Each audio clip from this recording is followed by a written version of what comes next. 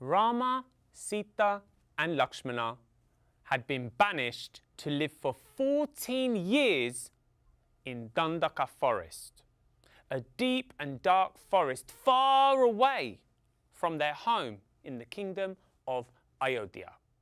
Now, many people would think that coming from royalty, Prince Rama, Prince Lakshmana and Princess Sita would find this a difficult change, to go from the splendor of the palace to a life in the forest. But it was quite the opposite. Rama, Lakshmana and Sita loved their life in the forest. It was simple, it was peaceful and it was calm.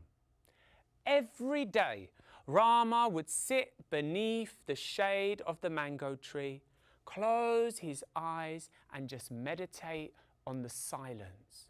He would feel the breeze as it danced across his skin and he would just embrace the peace and quiet. Lakshmana would run and play with the nature of the forest, chasing the monkeys and the rabbits. He was carefree and he was playful. Sita would love to go down to the banks of the Panchatantra river, where she would wash her clothes, she would wash her long black hair, and she would pick beautiful flowers to make garlands to wear around her neck or to put in her hair. Now, one day as she was picking these flowers and humming a tune, she noticed something on the other side of the river. As she looked, she saw that a creature was moving on the banks of the river and it was watching her. As Sita looked, she smiled because the creature on the other side was a deer, but it was a deer unlike any deer she had seen before, because this deer was made of gold. When Sita saw the deer, her heart started to fill with longing because she wanted the deer for herself. She stood up from the river and rushed back into the forest to find Rama meditating under the tree. She begged and she pleaded and she asked for him to catch the deer, but Rama explained, "Sita, the deer's place is not in our home. It's a creature of the wild. Let it run and let it be free." But after much persuading, he agreed. He stood up, he took his bow and arrow, he took a long rope that he tied around his neck. He looked at Lakshmana, instructed his brother to look after his wife Sita, and off Rama went, chasing the golden deer. Now the deer was fast. It darted through the trees, leaping over the rivers until it went to the deepest, darkest depths of Dandaka forest. And there it stopped. It turned, it looked at Rama, and if you asked Rama, he would say that it looked as if the deer was smiling at him. He took the rope, he cast it, and he caught the deer around the neck. Rama smiled and he started to walk away. But as he was moving, he felt that something was pulling on the rope. When he turned around, he saw that the deer began to change. All of the gold and skin of the deer that had once shone like sunshine suddenly turned a deep blood red. The eyes of the deer rolled in its head. Its mouth was now suddenly full of sharp, shiny white teeth. This was no deer, it was a Rakshasa, a demon. As Rama saw the demon grow in size, watched as it laughed and cackled, most people would be scared, but Rama did not even drop one single bead of sweat. He simply took out his bow and his arrow, he held it high up, and he let go, watching as the arrow flew through the sky, piercing the heart of the terrifying demon. As Rama watched as the demon started to writhe in pain and squirm and writhe on the ground, he noticed that the demon did something that at first made him quite confused. As the demon was rolling in the dirt and scratching at the ground, it started to call out into the forest in a voice that was exactly like Rama's. In Rama's voice, the demon called, "Sita! Sita, help me! It's Rama! Help!" Before it disappeared. Rama was confused, but he started to walk back into the forest. Now Sita was still sitting picking the flowers by the river, and she heard this voice, the voice of her beloved husband. "Sita, help! It's Rama! Help!" When she heard this, she thought Rama was in trouble. She rushed to Lakshmana and she told him that he had to go into the forest and bring Rama back. Lakshmana knew that this was a trick. Rama was the strongest warrior in any of the kingdoms. But Sita insisted, and Lakshmana had to go. But before he left, he took one of his arrows and he drew a huge circle around not only Sita, but the hut that the three of them stayed in the forest. He said, "This, Sita, is the Lakshmana Rekha, the magic circle. Sita, you must stay inside this circle. Do not come outside.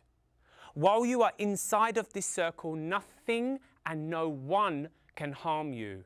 But as soon as you step even 1 foot outside, I cannot protect you. Sita, promise me that you will stay inside." She nodded, and Lakshmana ran into the forest. Now Sita waited and waited and waited for their return. And as she was waiting, she noticed a figure moving through the darkness and the shadows of the forest. A very old man, a swami, a sage, a holy man, was walking through the forest. And when he saw Sita, he smiled and nodded. He came up to the edge of the Lakshmana Rekha, the magic circle, and he said, "Sita, Princess Sita, so kind. Please, could you give me just 1 glass of water, Sita? I've been traveling through this forest. I'm tired, Sita. I'm hungry. I'm thirsty. Please, have pity." Now Sita's heart was kind, but she'd been instructed by Lakshmana to stay inside the Lakshmana Rekha. What could she do? She tried to explain to the Swami, and he shook his hand. He said, "Sita, I am an old man. What harm can I do to you?" Sita nodded. She went inside of the house and she returned with a small glass of water. She came to the edge of this magic circle, the Lakshmana Rekha, and she reached out her hand. And as she reached out her hand, she stepped forward. She lifted up her leg, and as her feet left the circle, as it placed down on the ground outside of Lakshmana's protection, everything changed. Sita watched as the old man transformed. He grew bigger and bigger and bigger and bigger until he was standing 10 feet high. His one head suddenly became 10. His 2 arms became 10 arms, each holding different weapons, swords and bows and arrows and clubs. As she looked up, she realized she'd made a huge mistake. When she turned to try to go back, the Lakshmana Rekha was gone and she was trapped. "Ha ha ha! I am Ravana, king of the kingdom of Lanka. You, Sita, will be my bride." And with that, the 10-headed demon king Ravana snatched up the princess, dragged her to his chariot, threw her inside, and flew up into the sky. Sita screamed like she had never screamed before. She was calling out to all of the creatures to help. Flying by was a very old vulture by the name of Jatayu. When he saw Sita's trouble, He flew over and he tried to stop Ravana from flying away with this princess. Ravana took one of his many swords and in 2 swipes swiped off both of the wings of the vulture Jatayu and watched as he tumbled and fell down to the ground. Sita saw that the chariot was going higher and higher and higher, and she didn't know what to do. She looked at her wrists and she saw her bangles and bracelets and she tore them off. She looked down into the forest that was now becoming smaller and smaller. She closed her eyes, she said a prayer, and she threw them down into the forest, hoping that Lakshmana and Rama would find them. She then disappeared. When Lakshmana and Rama came back to their hut, they looked around and Sita was nowhere to be seen. Sita! Sita! Rama then saw the bangles and bracelets shining on the ground.